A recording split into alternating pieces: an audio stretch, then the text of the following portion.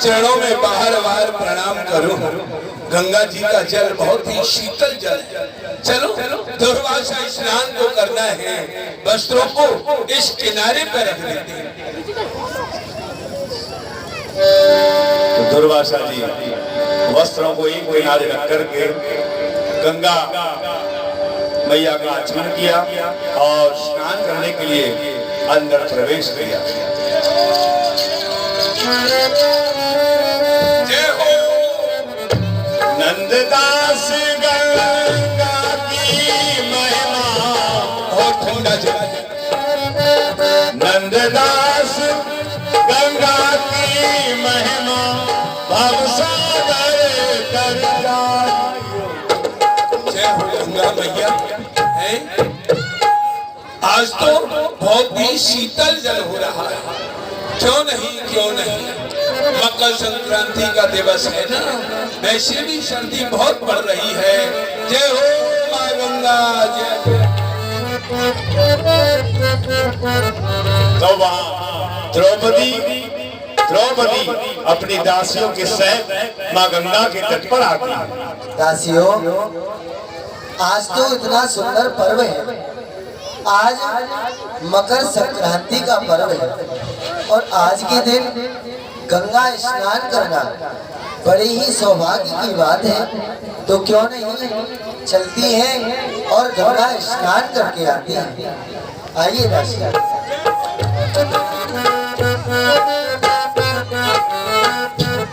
जय हो गंगा मैया। तुमने स्नान करके तो जीवन पवित्र हो गया है। ये तन ये मन धन्य धन्य हो गया है। करना चाहिए। ये क्या हुआ? अरे दुर्वासा, ये क्या हो गया? इस जल के वेग से तुम्हारा कट वस्त्र बह गया है। अब इस गंगा जल से बाहर कैसे निकले? क्योंकि ये मकर संक्रांति का दिवस है। यहाँ बहुत सी माता बहनाएं स्त्रियां आई हुई हैं। यदि इस समय तुम इस जल से बाहर निकलोगे तो ये समाज में कितनी अपकीर्ति होगी, कितनी संतों की बदनामी होगी। दुर्वासा, ये कट वस्त्र जल के वेग से बह गया है। क्या करूं? हाँ, जब ये सब लोग स्नान करके यहाँ से चले जाएंगे तब मैं माँ गंगा से बाहर निकलूंगा, अपने वस्त्रों को पहनूंगा, तब जाकर कि मैं अपने आश्रम पर जाऊंगा। तब तक मैं माँ गंगा की सूर्य देवते नारायण भगवान की आराधना करता हूँ। जय हो माँ गंगा। स्नान हमारी हो गई, लेकिन मैं देख रही हूँ कि जब मैं स्नान करने के लिए यहाँ आई थी तो ये बाबा इसी तरह जल में खड़े हुए थे और मुझे भी गंगा स्नान किए हुए काफी समय हो गया, लेकिन अभी तक ये बाबा जल में ही खड़े हैं। दासी, मुझे तो कुछ समझ में नहीं आता। बाबा प्रणाम। बाबा अरे प्रसन्न रहो पुत्री, प्रसन्न रहो, आनंद में रहो। कहो पुत्री, क्या बात है? बाबा, मैं आपसे ये कहना चाहती हूँ कि जब मैं गंगा स्नान करने आई थी तब भी आप जल में ही खड़े थे और अब गंगा स्नान करके अपने घर जा रहे हो तब भी आप जल में खड़े हैं। कहने का तात्पर्य कि ऐसी सर्दी में, ऐसी ठंड में आप इतनी देर तक जल में खड़े खड़े क्या कर रहे हैं? अरे कुछ नहीं पुत्री, मैं गंगा में स्नान कर रहा हूँ और सूर्य देव की आराधना कर रहा हूँ और अपने नारायण भगवान की आराधना कर रहा हूँ। पुत्री, मुझे तो ऐसा लगता है कि किसी ना किसी कारण को लेकर के कोई ना कोई कष्ट आपको जरूर है जो कि आप मुझे नहीं बता रहे। बताइए तो सही बाबा। अरे नहीं पुत्री, मैं आपको जानता हूँ। अरे आप बहुत ही दयावान हैं। आप किसी का कष्ट सहन नहीं कर सकते। आप पांडु की पुत्र वधू है। आप जाइए पुत्री। देखिए बाबा, आप मुझे जानते भी हैं और आप मुझे अपनी पुत्री भी कह रहे हैं। जब आप मुझे अपनी पुत्री बता रहे हैं तो फिर पुत्री से क्या छिपाना। आप पिता तुल्य होकर के अपनी पुत्री को अपना कष्ट बताइए, क्योंकि मुझे नहीं, भगवान का भजन कर रहे हो। मुझे तो ऐसा लगता है आपकी दशा को देख करके कि जरूर कोई ना कोई कष्ट आपके ऊपर आ पड़ा है। आप यदि मुझे अपनी पुत्री मानते हैं तो आपके हाथ जोड़ती हूँ बाबा। गंगा के जल के बेग से, इस गंगा के जल के बेग से मेरा कट वस्त्र, मेरा कष्ट वस्त्र यानी लंगोटी बह गई है। क्या पुत्री, इस शर्म की वजह से, इस लज्जा की वजह से मैं इस जल से बाहर निकल के नहीं आऊंगा पुत्री। जब आप लोग यहाँ से सभी चले जाएंगे तब मैं जल से बाहर आऊंगा और अपने कट वस्त्र को धारण करूंगा, तब आश्रम पर जाऊंगा पुत्री। बाबा, आपने संतों की मर्यादा रखने के लिए इतनी देर तक जल में खड़े रहे। कहने का तात्पर्य कि संतों की लाज ना जाए, ना संतों की कोई निंदा करे, तो आपका कटु वस्त्र इस जल के प्रभाव से बह गया और हमारे कारण आप जल में खड़े हैं। हाँ पुत्री। नहीं नहीं बाबा, ये तो हमारे कारण आप बड़ा ही कष्ट भोग रहे हैं। बाबा, मैं आपको यह वस्त्र देती हूँ, आप इसको धारण करें और जल से बाहर आए। अरे नहीं नहीं पुत्री, ये तो आपकी नई साड़ी, आपने नई साड़ी में से फाड़ करके ये मुझे वस्त्र दिया है। बाबा, आप इस नई साड़ी को ना देखिए, एक संत का अपमान मैं जानती हूँ बाबा। आप तो अपनी मान मर्यादा के लिए इतनी देर तक जल में खड़े रहे, यही बहुत है। आप मुझे अपनी पुत्री मानते हैं तो इस धन्य है पुत्री। पुत्री तेरे लिए बारंबार धन्य है। आज तूने एक संत की लाज को रखा है, एक संत की इज्जत को बचाया है, तूने संत का मान बढ़ाया है। ये पुत्री मेरा आशीर्वाद है कि एक दिन भगवान द्वारकाधीश तुम्हारी अवश्य लाज रखेंगे, अवश्य लाज रखेंगे पुत्री। ये हमारा आशीर्वाद है। बाबा प्रणाम। प्रसन्न रहो पुत्री, प्रसन्न। चलिए दुर्वासा, अब आश्रम के लिए चलते हैं। इस पुत्री ने इस संत की लाज को बचाया। भगवान आप भी इसकी लाज बचाना है गोविंद। आपके हम सभी ने दर्शन किया, जब गंगा स्नान कर रहे हैं, गंगा जी के बेग से उनकी लंगोटी बह जा रही है। लज्जा के मारे बाहर नहीं निकल रही तो द्रौपदी अपनी साड़ी में से ही फाड़ करके वस्त्रों को देती है, कहती है कि आप ये पहनिए। तो वह उस वस्त्र को धारण करते हैं और कहते हैं दुर्वासा जी कि जब कभी ऐसा समय आएगा, तेरी लज्जा पर कोई बात आएगी तो स्वयं द्वारकाधीश तेरी लाज रखने के लिए जरूर आए। आइए दानदाताओं के नाम से नाम।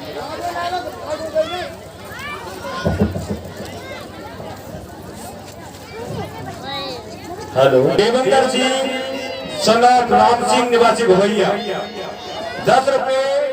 अंकित कुमार सनत राकेश कुमार ठाकुर साहब जो कि सोरन सिंह के दामाद हैं, अलीगढ़ वाले, और 10 रुपए फिर वही अंकित कुमार सनत राकेश कुमार ठाकुर साहब सोरन सिंह के दामाद अलीगढ़ वाले, और 10 रुपए मास्टर हरिशंकर सनत स्वर्गीय श्री गजराम सिंह प्रधानी नंदोली। 551 रुपए, 551 रुपए नेम सिंह सनत स्वर्गीय डॉक्टर त्रिपल सिंह कॉलेज वाले नंदोली। 151 रुपए जमुना सिंह निवासी सिकरारा, और जो कि रसीद बनाई है चंद्रपाल भाई साहब ने, वो नगद गांव में प्राप्त हुआ रसीद बनाई, वो इस प्रकार है। 101 रुपया शशि यादव राजकीय चिकित्सालय नदरौली 101 रुपया अतर सिंह सन ऑफ किशन स्वरूप नदरौली 151 रुपये छत्रपाल सन ऑफ सियाराम नदरौली 51 रुपये Ritesh Kumar son of master Pratap Singh Nadrauli 51 रुपये विकास कुमार सन ऑफ नेत्रपाल निवासी नदरौली 51 रुपये सत्यपाल सन ऑफ गौरीलाल नदरौली शिवनगरी 101 रुपया निचकू सन ऑफ गुरदासी सिंह नदरौली शिवनगरी 51 रुपये कुमारपाल सन ऑफ वीरेंद्र सिंह निवासी शिवनगरी नदरौली 51 रुपये गिरीशपाल सन ऑफ वीरेंद्र सिंह शिवनगरी नदरौली। और इधर पांडवों की सभा लगी है। महाराज युधिष्ठिर नकुल सहदेव विराजमान है। आइए हमारा दर्शन करें।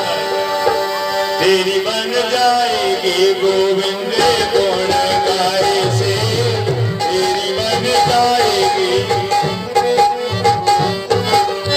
गोविंद गुण गाए से, राम गुण गाए से, गोविंद गुण गाए से, राम गुण गाए से, तेरी बन जाएगी गोविंद गुण गाए से, तेरी बन जाएगी। बोलिए धर्मराज महाराज की, धर्मराज महाराज की। प्रजा पालक शत्रु भारत धर्म के अवतार हो। आज महाराज धर्मराज आपकी चरणों में जय जयकार हो। सो शुभ दिन हो हमारा सफल दरबार हो। हम सेवक की चरणों में वंदना स्वीकार हो। बोलिए द्वारकाधीश भगवान की, धर्मराज महाराज की। ये सेवक हो आपके नाम का इस दुनिया में रोशन चिराग हो। ये वोल्टेज की घटाया सुरपत सुरेश का हमेशा कायम राज्य रहे। आज महाराज आपका महाराज जय श्री कृष्ण।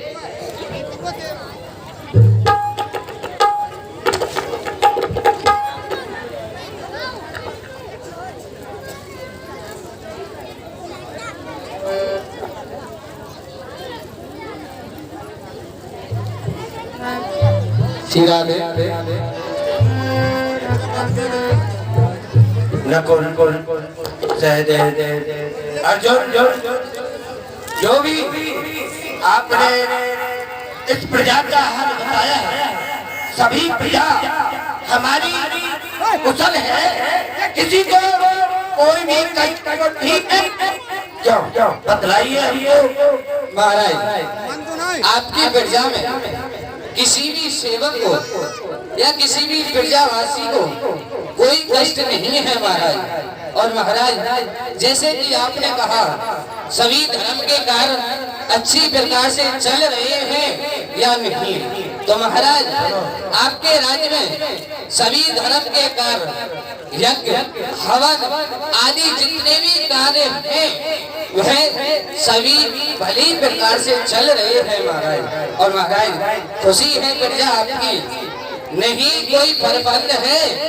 जिधर उधर हम देखते हैं महाराज उधर आनंद ही आनंद है। दूध पूत धन धाम से घर घर आवाजानी सिंह और बकरी पीते हैं महाराज एक घाट पर पानी। महाराज आपकी प्रजा में किसी को कोई कष्ट नहीं है महाराज। अर्जुन ऐसा ऊंच नीच का ज्ञान वक्त रखना पशु तुल्य है। राज बना समझा। जिस राजा को ऊंच नीच का ज्ञान होता है वह राजा कहलाने लायक नहीं है। क्योंकि राजा को प्रजा के सुख में सुखी रहना चाहिए, दुख में सुखी रहना चाहिए, प्रजा का साथ देना चाहिए और प्रजा से कभी बैर नहीं करना चाहिए, क्योंकि ऐसा कहते हैं जात राज प्रिय प्रजा दुखारी, सोनो नरक नरक में प्रजा किसी बात का कष्ट पाती है, उस राजा तुमको पता है नरक का गामी होना पड़ता है। इसलिए और मेरे मन में एक नवीन उत्कंठा उत्पीत है, वो क्या है मैं आपको सभी को बतलाता हूँ। महाराज, जो आपके मन में बात है यह आप हमें सभी प्रजावासियों को बताइए महाराज, कि आपके मन में ऐसी कौन सी बात है जो कि आप हम सभी को बताना चाहते हैं, तो आप हमें बताइए महाराज। नो अर्जुन, मैं आपको बताना चाहता हूँ, क्योंकि हम एक राजसी यज्ञ करना चाहते हैं। वो इसलिए करना चाहते हैं, वो हम आपको सब बात बतलाते हैं, क्योंकि जितने भी देशांतर के राजा हैं उनमें आपस में झगड़ा हो जाता है, प्रजा की हानि होती है, धन की हानि होती है। इसीलिए हमारे ऊपर एक ऐसा राजा चुना जाए जो कि हम सभी राजा उसके आदेश में चले, ऐसा कोई राजा चुना जाएगा। इसलिए तुम जाओ और आपकी क्या इच्छा है, क्यों नहीं महाराज, और आप सभी बताएं। महाराज, आपने ये बात कही है, यह सत्य है, जो कि जितने भी हम छोटे राजा हैं आपस में लड़ झगड़ के समाप्त हो जाते हैं। और महाराज, क्योंकि इस युद्ध को होने से राज्य में अनेक हानि होती है, जन हानि, प्रजा हानि, और महाराज अनेक हानि है जो कि इस युद्ध से राज्य के अंदर होती है। तो इसलिए महाराज, ये आपका बड़ा सुंदर विचार है, जो कि हम सभी छोटे राजाओं के ऊपर एक महाराज श्री चुना जाए, जिसकी की छत्र छाया में जितने भी छोटे राजा हैं सभी रहें, और महाराज श्री की आज्ञा से सभी राजा चलें, तो ये तो बहुत सुंदर बात होगी महाराज। तो इसलिए हम हमारी आज्ञा, तो यही हमारी आज्ञा है, जितने भी राजा हैं। और सबसे पहले कहाँ जाओगे? द्वारकाधीश श्री कृष्णचंद्र भगवान के पास में, उनको सबसे पहले निमंत्रण पहुंचाओगे। उसके पास में जगेरी नरेश पाल, उनको भी निमंत्रण पहुंचाओगे। जितने भी राजा हैं अपने, उन सबके पास में निमंत्रण पहुंचा करके आइए। क्यों नहीं महाराज, और सबको बतला देना। ठीक है महाराज, मैं जाता हूँ। सबसे पहले द्वारकापुरी जाकर के मैं द्वारकाधीश के चरणों में पत्र अवश्य चढ़ा के आऊंगा महाराज। ठीक है। निमंत्रण पत्र लेकर के महाराज युधिष्ठिर ने एक यज्ञ करने का विचार बनाया। इस यज्ञ के माध्यम से हमें ऐसे राजा को नियुक्त करेंगे हम सब के ऊपर, जो हम सब की रक्षा कर सके, हमको उचित सलाह दे सके, इस जनता के लिए भलाई कर सके। तो इसलिए सभी को निमंत्रण पत्र देने के लिए अर्जुन ज्यादा। क्यों नहीं, मैं द्वारकाधीश के चरणों में पत्र लेकर के जा ही रहा, परंतु मुझसे द्रौपदी ने भी कहा था कि आप जब कभी भी द्वारकापुरी जाओ तो मुझे भी साथ लेकर के चलना। तो क्यों नहीं, यह बड़ा सुंदर अवसर है, जो कि मैं पत्री भी दे करके आऊंगा और द्रौपदी वहां रह करके द्वारकापुरी के दर्शन भी कर लेगी। तो क्यों नहीं, द्रौपदी को बुलाता हूँ। द्रौपदी,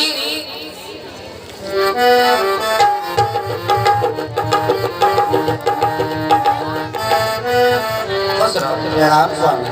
खुश रहो। कहिए, आज तो आपका मुखार बिंदु जैसे एक पुष्प खिला हुआ रहता है, उसी प्रकार आपका मुखार बिंदु बड़ी ही प्रसन्न है स्वामी। क्या कहीं जा रहे हो? हाँ द्रौपदी, कहाँ जा रहे हो? आज मैं द्वारकापुरी जा रहा हूँ। क्या कहा? आप मेरे भाई कृष्ण के पास जा रहे हो? हाँ स्वामी, बहुत दिनों से आपसे कहती आ रही है कि मुझे द्वारकापुरी के दर्शन कराइए, लेकिन आप हो कि बस सुनते ही नहीं हो। यदि आज आपकी कृपा हो तो अपने साथ में मुझे भी ले चलिए। क्यों नहीं द्रौपदी, यही बात मैं सोच रहा था, क्योंकि मैं जब भी जा ही रहा हूँ तो द्रौपदी को भी साथ में लेकर चलो। गाहिस के पास जा रहे हैं। मैं तो जब सदा तेरा नाम दयालु दया करो, मैं तो रटूं सदा तेरा नाम दयालु दया करो, मैं तो जब सदा तेरा। बोले द्वारकाधीश भगवान की, द्वारकाधीश भगवान की। भगवान, मैं आपके चरणों में प्रणाम करता हूं। आओ आओ अर्जुन, द्वारका में आपका स्वागत है। आइए आइए।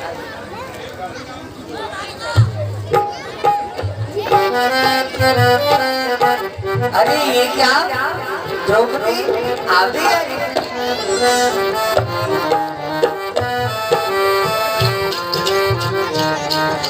सुनाइए पाठ।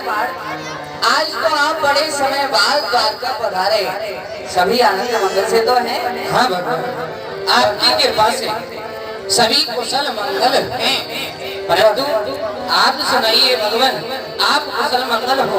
हाँ, मैं भी आनंद मंगल से रह रहा हूँ। सुनाइए बात, आज किस कारण को लेकर के द्वारकापुरी में अचानक आगमन? भगवान, मैं आपके चरणों में एक पत्रिका चढ़ाने आया हूँ। वो क्या है बात? भगवान, हमारे पिता श्री धर्मराज महाराज वह एक राजश्री यज्ञ कराना चाहते हैं, तो इसलिए उन्होंने मुझसे कहा कि द्वारकापुरी पत्र पहुंचा करके आओ। तो भगवान, मैं आपके पास में पत्र लेकर के आया। अच्छा, महाराज धर्मराज राजश्री यज्ञ करना चाहते हैं? हाँ, ये तो बड़ी ही सुंदर बात है। तो आप चिंता ना करें, पाठ हम अपने समय से वहाँ उपस्थित हो जाएंगे। भगवान, अवश्य पधार जाना, क्योंकि आपको पता है आपके बगैर वहाँ कुछ कार्य नहीं होगा, तो इसलिए भगवान आप अवश्य आना। ठीक है अर्जुन, और द्रौपदी को आप कहाँ ले जाओगे? जब मैं आऊँगा तो द्रौपदी को अपने साथ लेता आऊँगा। ठीक है भगवान, आप द्रौपदी को द्वारकापुरी दिखाइए। बिल्कुल दिखाओ, तो साथ में लेकर के आना। और क्या? ठीक है भगवान। ठीक है, आप जाइए।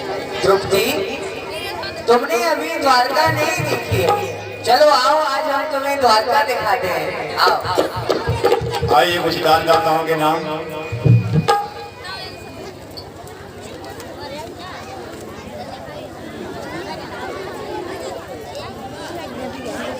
दानदाताओं के नाम सेवा करें, पूर्ण करे सदा पछ लगे।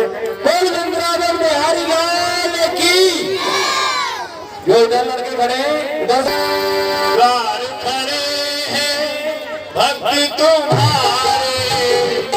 क्यों नहीं, मैंने सबसे प्रथम द्वारकाधीश के चरणों में पत्र चढ़ाया है, तो क्यों नहीं अब चंदेरी नरेश शिशुपाल के पास में चलना चाहिए और वहां जाकर के निमंत्रण दे करके आना चाहिए। शिशुपाल के पास जा रहे हैं।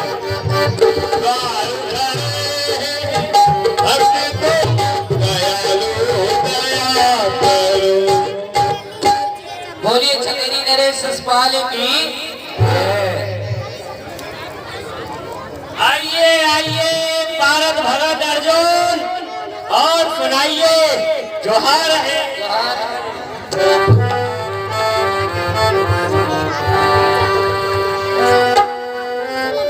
और सुनाओ अर्जुन, राज्य में सभी कुशल मंगल से तो हैं? हाँ, किसी प्रकार का किसी को कोई कष्ट तो नहीं है? नहीं चंदेरी नरेश शिशुपाल, किसी को कोई कष्ट नहीं है। क्यों नहीं, ऐसा होना ही चाहिए। सब भली प्रकार से कुशल मंगल है। और सुनाइए यहाँ आने का कारण। परंतु आप सुनाइए, आप कुशल मंगल तो हो ना? अरे क्यों नहीं, जिस राजा के ऊपर जिस राज्य के ऊपर भूत भावन भोलेनाथ की कृपा हो, भला उस राज्य के ऊपर संकट कभी आ ही नहीं सकता है। क्यों नहीं? और आपके ऊपर और आपके राज्य के ऊपर तो उस कालिया कृष्ण की कृपा है। तो जब उसके जीवन में संकट आ सकता है तो उसके भक्तों के ऊपर संकट क्यों नहीं आ सकता? इसीलिए हम पूछ रहे हैं आपसे। नहीं, हमारे राज्य में तो वैसे सब कुशल मंगल हैं, परंतु हम आपके पास में एक पत्रता लेकर के आए हैं। क्या कहा? पत्र लेकर के आए हैं? हाँ, बताइए। हमारे महाराज धर्मराज हाँ। वह एक राजश्री यज्ञ कराना चाहते हैं। क्या कहा? महाराज धर्मराज तुम्हारे बड़े भ्राताश्री राजश्री यज्ञ कराना चाहते हैं। हाँ, भला माना, उस यज्ञ को कराने से क्या फल प्राप्त होगा आपको? वो तो महाराज आपको वही बताएंगे। तो इसलिए मुझसे कहा गया है कि आपको पत्र पहुंचाना, तो इसलिए मैं आपके लिए पत्र लेकर के आया हूँ। क्यों नहीं भारत भगत? और आप अपने समय से अवश्य पधारें। अरे अवश्य पधारेंगे तो